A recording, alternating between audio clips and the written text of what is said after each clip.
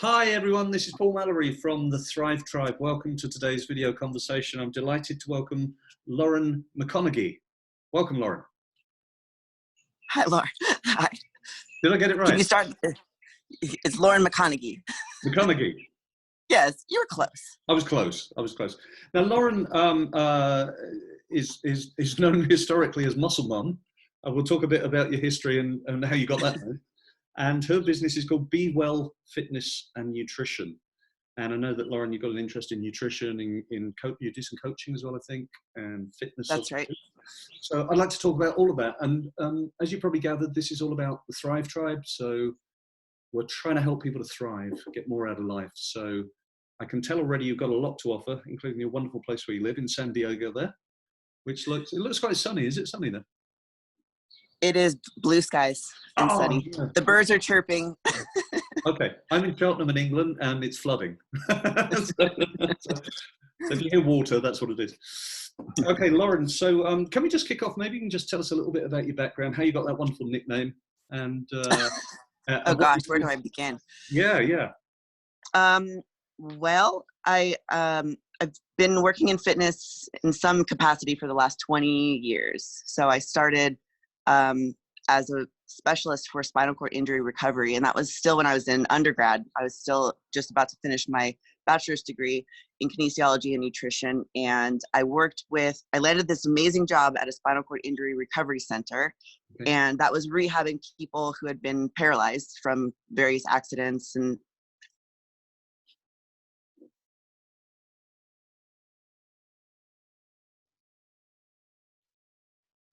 You're frozen just for a moment, Lauren. I hope you're coming back. The joys of the internet. Keep watching, viewers. So that shaped me in my 20s I'm sorry, we lost the last 20 seconds or so. The internet froze. Oh no. Sorry. Oh no. So I should just go back. Would you mind? Okay, so I'll just go back to the beginning.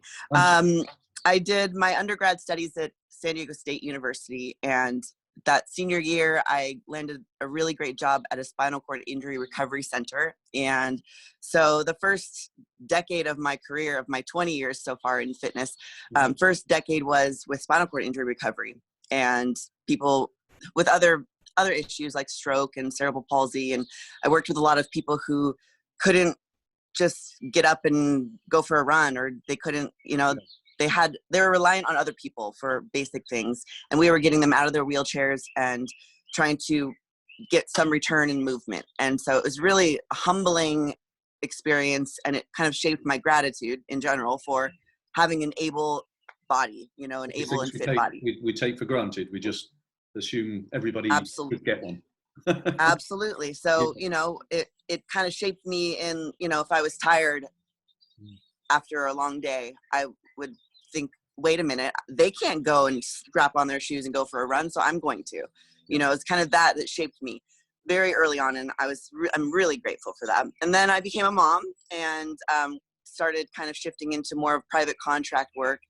And it was in 2012 that I was struck by a vehicle while jogging, and I was pushing my two children in a jogging stroller, and they were ages 2 and 4 at the time. And I was crossing in a crosswalk, just going for a normal jog, and a woman who wasn't looking, obviously, didn't see me somehow, and kind of ran me down. I did my own stunt. I was a stunt woman that day. And I was injured from neck to foot, basically. Herniated discs throughout my cervical and lumbar spine, bulging discs. I had a broken wrist, slap tear in my shoulder, broken foot, damage to my knees, and insomnia, depression, pain, all of those things kind of came in, and I was going to physical therapy every day for about 3 months. I had to get babysitters to watch the kids for me because my husband was deployed in a war zone, basically. Okay. So I just had a moment, and because I wasn't able to do what I was normally able to do, I got frustrated and I was sad, and I just had a moment, I remember, where I just said, screw this. I'm I'm going to fight. I'm going to use everything I know about the human body and nutrition and strength training and rehabilitation. And I'm going to make myself better. And I did. I in a year's time, I had rehabbed myself and denied all of the surgeries that doctors wanted to do on me. Of course, because every doctor has their body part that they want to operate on. And I said, no to all of those. And I just used nutrition and strength training, and I built myself back up. And I actually, a year later, was the first time I got on stage in a bodybuilding competition. And that was kind of like a crazy bucket list goal that I just set for myself, because I went all in and I just made a decision to kind of fight and come back as fit as I could. Can I just pause you? Do you ever have moments where you think things are happening for a reason? Because it just seems that way with your story. Absolutely. And I call that the moment that woman struck me with her car. Yeah. I always look back at that as like my breakthrough moment, because it changed everything, but kind of for the better. It sucked for a while there, but it changed things for the better. And people sometimes have wake up moments, yes. I talk a lot about awakening, meaning not something black magic or something, but just changing consciousness about the way things are. Absolutely. And making decisions to change, like it was a literal moment where I just cut off any other possibility. That was it. It was a decision I made. And so that's and that's when I realized I should be and could be helping others do the same kind of thing, break through other things when they're making a decision to change their lifestyle, change their bodies, change their health, just change. And even just changing people in their mindset with their physical body also changes with their mental capacity. It's like, I kind of try to tell people the most successful people in life all have physical habits. They have habitual things that are positive for them in their everyday lives, every day. And a close relationship, don't you think, between body and mind and absolutely soul as well? And I'm kind of amazed all the time about how disconnected people are to their bodies. Yeah. And I like to teach them to kind of connect to how they're feeling. So when I coach people for with their bodies, it's not always about, oftentimes people are trying to lose weight. That's a very common thing, and but I go much deeper than just the superficial external thing. Right. But bodybuilding is very much aesthetic. It's about aesthetics. It's about your outside appearance, and not everyone on the inside is mentally healthy in that sport. Right. So that I've kind of stepped back, and I still do coach people for bodybuilding competitions, but most of my clientele are lifestyle people just looking to feel better, and they're fed up and they've made a decision. Those are my people. And I get, I do the whole calorie breakdown, macronutrients, but my thing is that I customize and I coach very closely. It's very interpersonal. So I have a very small amount of people that I can take on at once, because I get very personal. And I also I have a gift of intuition. I would call myself an intuitive empath, if you know what that means. Right. I'm able to kind of read people and know what they need somehow. And so I used my science background, but also my intuition to kind of connect with people and really get what they need. And it's oftentimes about their relationship with food, their relationship with their bodies, their overall experience and where they're at in their life. Yeah. But it's really cool to see people kind of get control and learn about what works for them in their bodies as far as food and exercise goes, but also making those behavior changes and having them stick for long term. So just going back for a second, if I may, to the bodybuilding side that you started with, what took you in that direction? Because that's not always an obvious direction to go in. Everybody's kind of thinking about fitness and health, but not everybody decides to do bodybuilding. Well, here in Southern California, it's a pretty popular thing. I think, there's been kind of a constant presence of those shows for, I think, since the 60s, maybe. I can't remember when he started that, but there's been a very, you know, Venice Beach and all those. Yeah. There's a very, like, it's concentrated here. I Yeah. think there's just that kind of pull Okay. here in Southern California.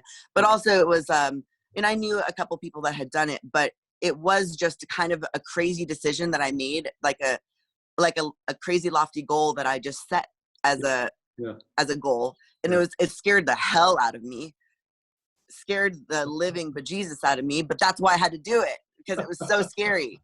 And then I did it, and I did actually well, and it was kind of a rush and a thrill. And so I ended up doing several more shows. I did a total of 6 shows, and I did pretty well. And then that was the last show I did was 2017. And just my priorities have shifted. So it's hard. It's a lot of work, and people don't realize how much it's a lot. And dieting to be that lean as a female is very difficult. And you're fighting, just our bodies want to have a little bit of body fat. And so as a female, when you're pushing, it's hard. It's hard. So when I see these like very lean people on Instagram, I'm not envious at all. I'm more like, oh, those poor things. You're talking about the skinny people now? Just very, the lean, the abs, all that, especially on women. When I see women with abs, I mean, there's athletes, of course, that are just, you're the powerhouses and they're just working hard. But the people who are like really pushing to try to be lean all the time, they're struggling. I know you can be miserable. That's where you sacrifice friendships, relationships, sleep. You're sacrificing a lot of things for that moment on stage. Yeah, and that's interesting that you raise that, because I have a perception, Lauren, of looking around me here in England, that some people take exercise and sports of all sorts to extremes. Absolutely. There's a big cycling thing going on. It seems to be a craze to me at the moment. People have all the kit and they have the expensive bicycle, and they commonly try to run me down in the street. And but there's some of those seem quite obsessive. You can tell by the lack of body fat how obsessive they are. You know, it's an interesting thing, isn't it? Because you wouldn't think that exercise and fitness could in any way be a negative, but I suppose anything taken to too much of an extreme starts to become problematic, doesn't it? Absolutely. And being lean doesn't mean that you perform well. Right. I mean, for most sport, I have to kind of explain when people say, "Oh, Lauren, I want to see my abs." I kind of, with some people, I'm like, but why? But why? But really, why do you think? Because they think that it's going to make them happy. They think that if they are shredded like the people that they're looking at on Instagram, they think that's what I need. I'm going to finally be happy if I'm super shredded. Yeah. And I have to tell them, like, I hate to tell you, but happiness starts from inside, and it has nothing to do with your exterior. It has nothing to do with abs. Nothing. And so I have to kind of, I will call people out and I'll say, why do you think you need to show off your abs? I understand setting crazy goals, because I did that.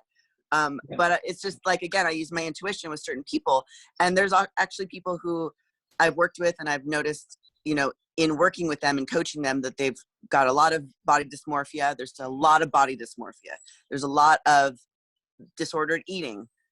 Binge eating is the new thing, because people are restricting themselves so much, and then they can't control it, and then they just lose it.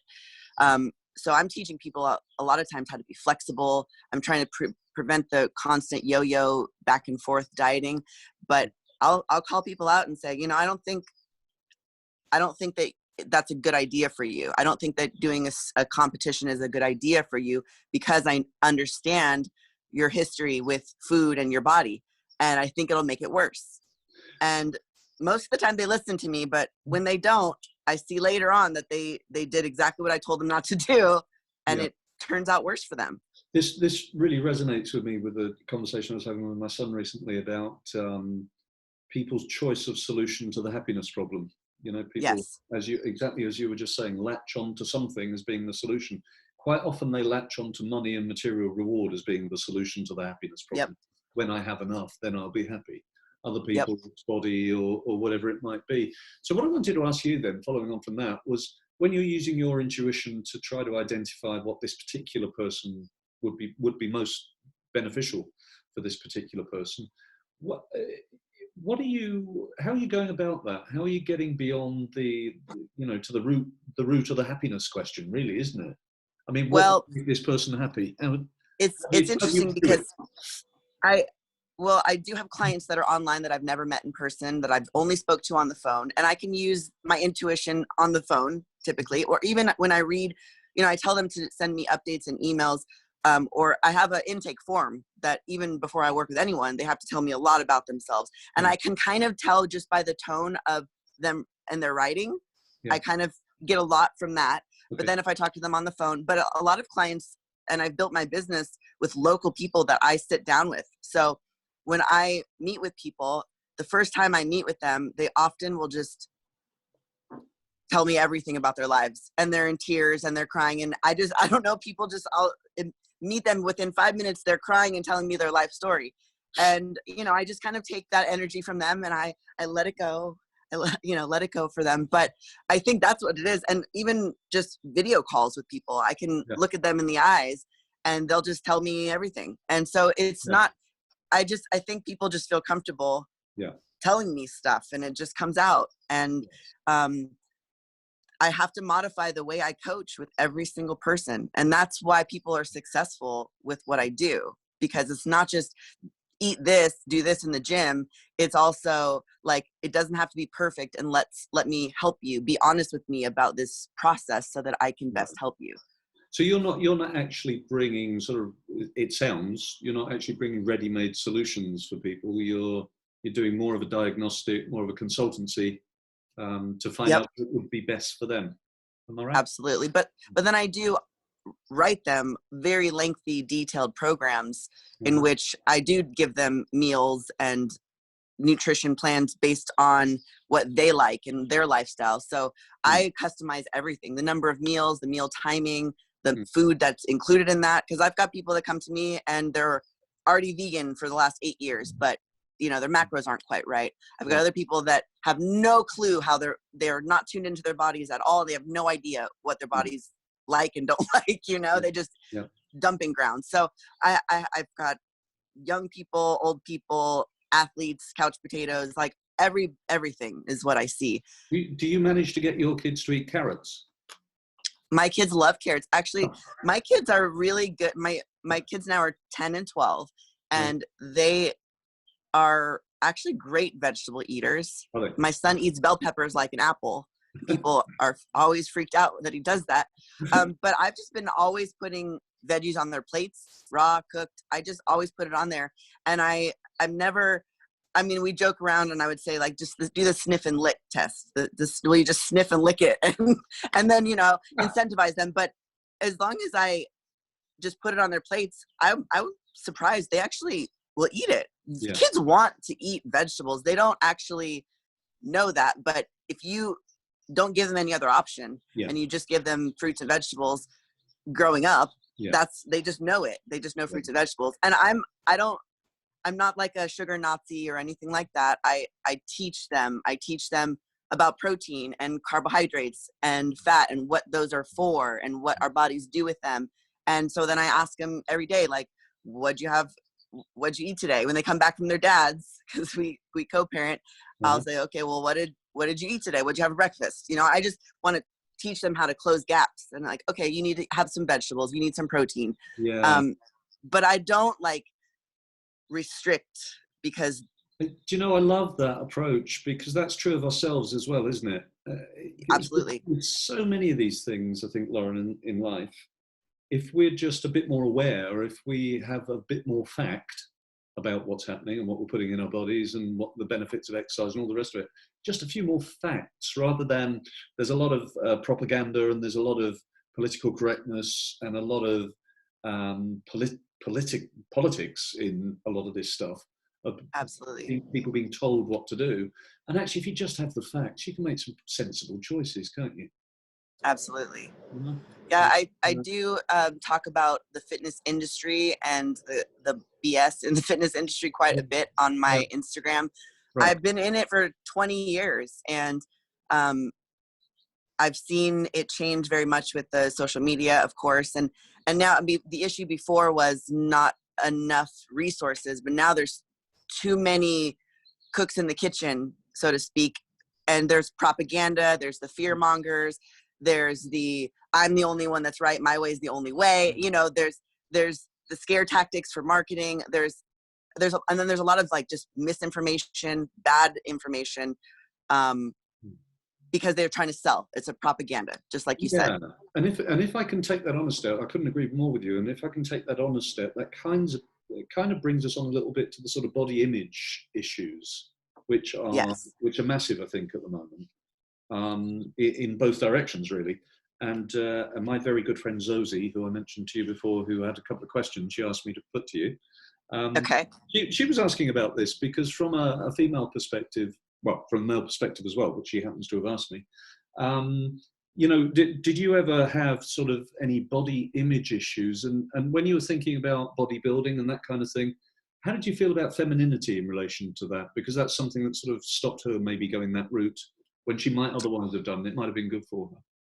Well, I don't think that I look masculine at all, even with all my muscle.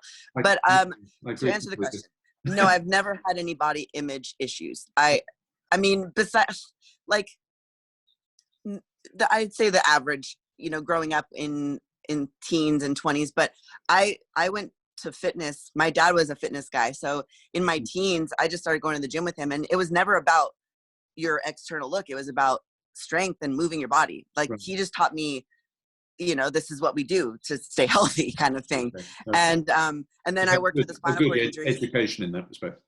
Yeah, and I always felt really good in my skin. I was always a very confident. I was a runner. I worked with all those people who couldn't move their bodies, which made me appreciate my body, you know. And then I also have had skin cancer. I've been dealing with melanoma for the last 17 years. I had melanoma when I was 23.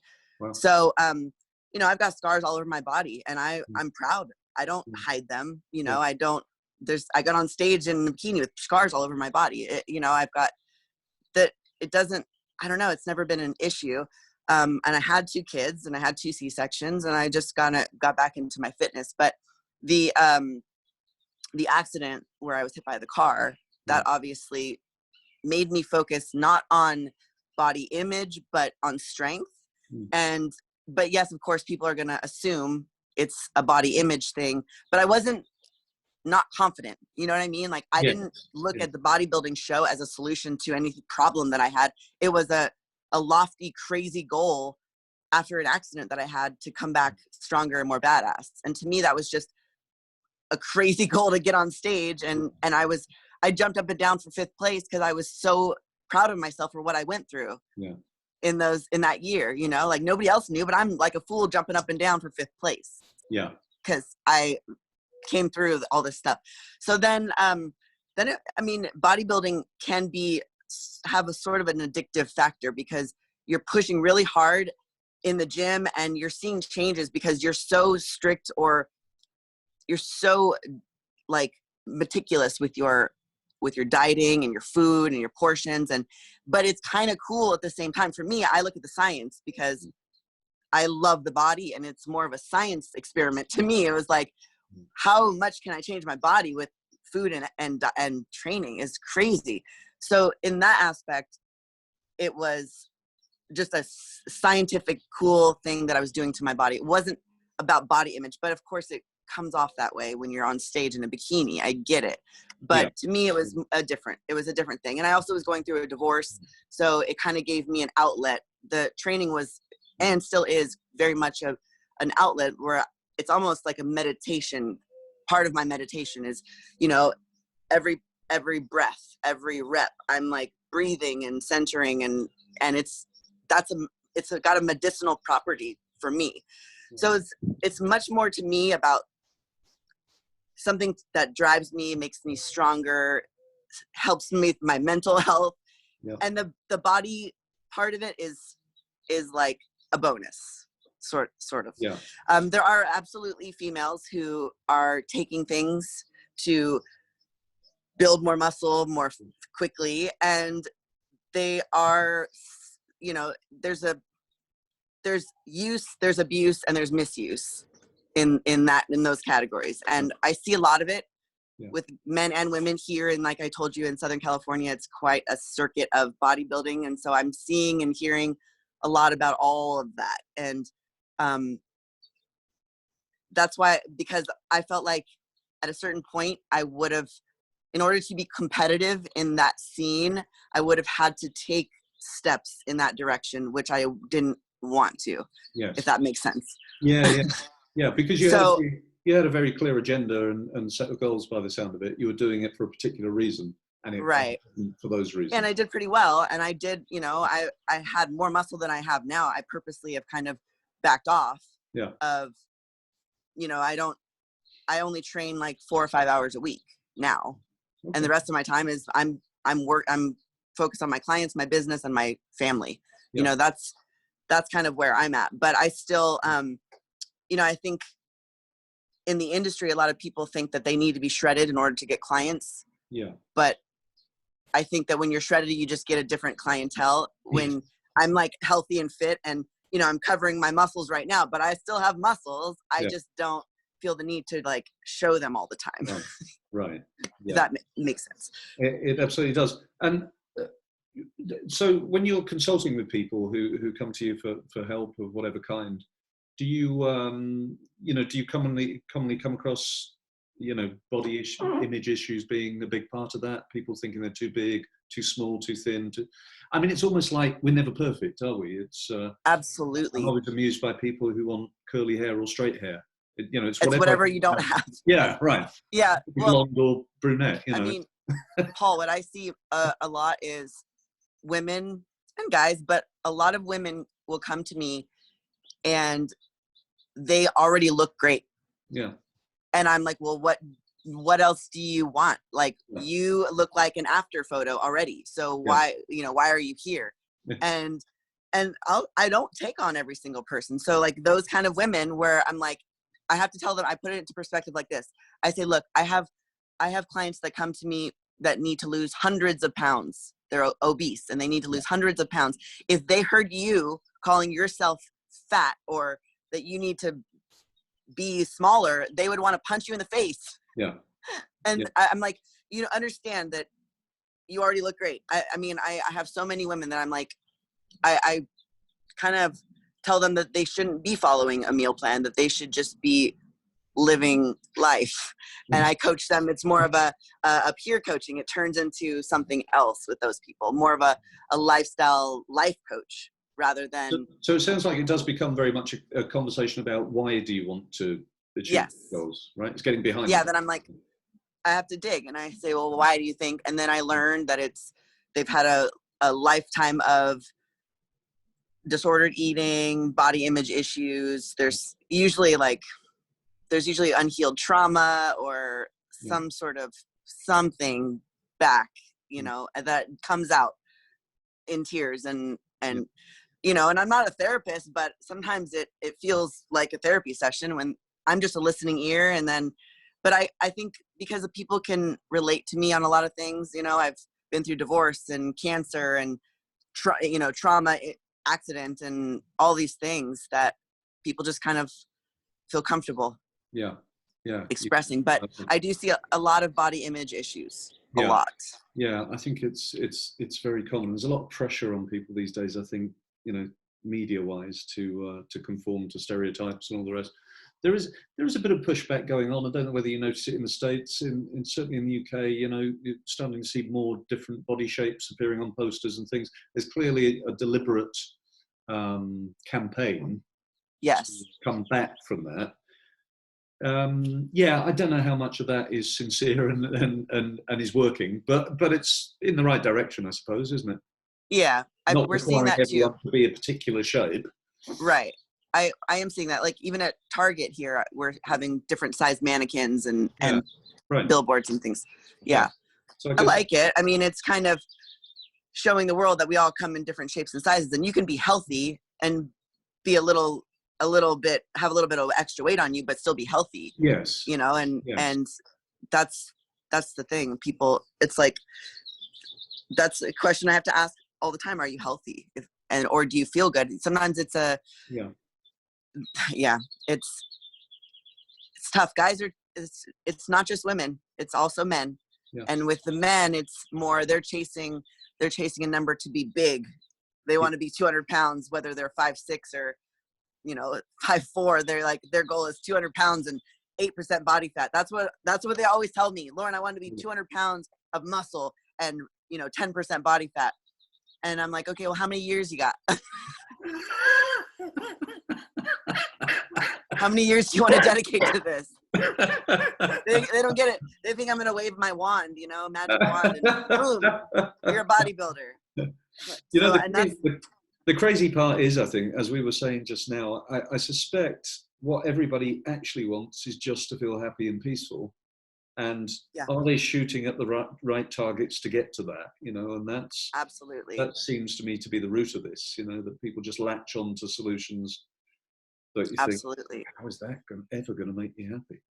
Right. Well, and when bodybuilding is a lonely and expensive sport, and it becomes very much you're by yourself. Nobody wants to be around you. No, I'm just teasing. Well, that's kind of the truth. But when you're, grumpy and you can't eat out with your friends and you're not drinking and all these people, they kind of stop asking you to go out. So it's a very lonely sport, and you're spending a lot of time in the gym and cooking your food and weighing your food, and all for 60 seconds on stage to get a plastic trophy that nobody cares about the next week. That's kind of like, I've just learned a lot, and I have a different perspective than I did, say, 4 or 5 years ago, because of the people I've coached, and I've seen what's happened with them. And they think it's a solution, but they're more broke, and then they have less friends. Yeah. And then and then the rebound actually comes in, and I see that a lot too, where they've gotten shredded one time for the stage, and then they rebound and gain a bunch of body fat back really quickly because they're binge eating. And then they just say, oh, it's okay, I'm bulking. They pass it off. But then it's just this back and forth. Oh, I got to cut and restrict. And then, oh, I can't do this that long. And then I'm going to binge. And then I gain weight. And then it's this cycle. Yeah. So it seems to me it's more useful to have something that's sustainable, isn't it? Something that you can cope with. So it mustn't be too extreme. Like you say, absolutely, it's a very temporary phenomenon. Absolutely. So, and we're all different, I think. We're each of us unique. So what is right for one person isn't right for another. So, and also the balance point you were making just now about the balance you have in your life, for example. It's not all working out and fitness. There are other things in life. So getting some sense of balance in there as well. So we're coming close to the end, Lauren, because I promised I wouldn't keep you for too long.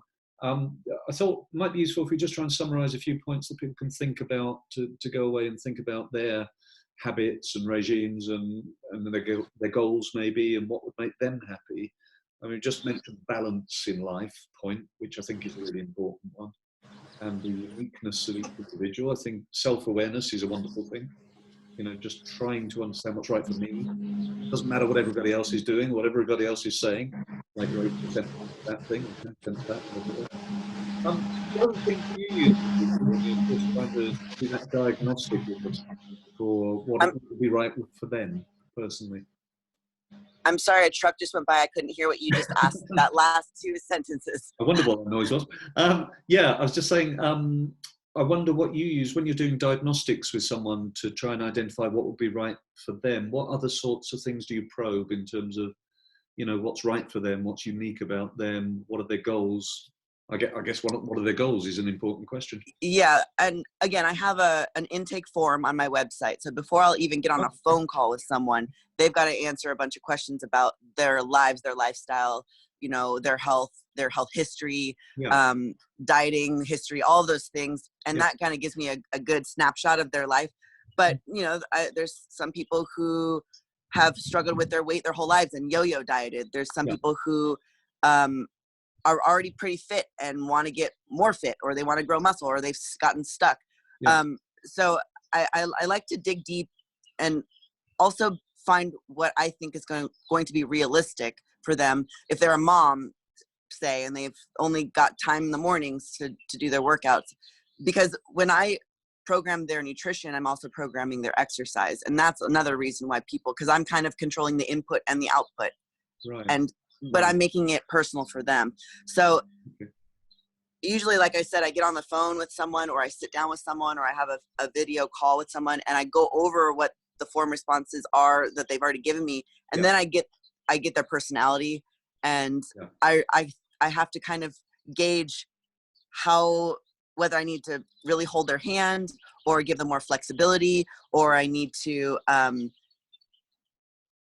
give them tough love, or kind of be like a hard ass a little bit to some, you know, like I'm like their fitness mom. Sometimes they don't want to disappoint mom, you know, I get those. So I literally have clients right now from 22-year-old male Marine to 60-year-old divorcee who's she's on Tinder at 60, you know, like I've got the full range of people. I know. It's just funny. But then I also do have a few female bodybuilding clients, but it's for a stage, and I've worked with them over the last few years, and I know them really well, and I know that they are athletes and they can do these things without it damaging their overall wellness, if you know what I mean. And I like I said, I've passed up, or I've told people when they come to me for bodybuilding coaching and contest prep coaching, and I say, oh, I don't think it's a good idea for you. And then they go to some other coach and they do it anyway. You know? But at least it's not on me. That's how I feel like. At least I'm not a part of that. Yeah. Right. So Lauren, let's wrap up. Thank you so much. It was wonderful. And if people want to learn more about what you do or get in touch with you, what's the best way to do that? Have you got a website or? Yeah, my website is bewellpersonalfitness.com, and there's a little tab at the top that says become a client, and there's a form there. You can also they can email me a question through my website. There's a contact little button. Boom, they can email me. And also Muscle Mom of Two is my Instagram, muscle_mom of two. People will find me. And I read every single direct message, every DM. I read it. I don't always respond to all of them, but I do. If people just say, hey, or hi, I'm not going to respond to that. But if they send me a message with a question or any kind of message, I will always respond to it. Wonderful. Lauren, thank you so much. It was a wonderful conversation. There's Thanks, so many more things I want to ask you. I could keep you here for 2 hours, but I won't. But maybe you could come back sometime and do a few more questions. Absolutely. Yeah, let's do it again. Yeah, thank you. That was brilliant. Thank you very much. Okay. Bye, Thanks, everyone. Paul. Bye.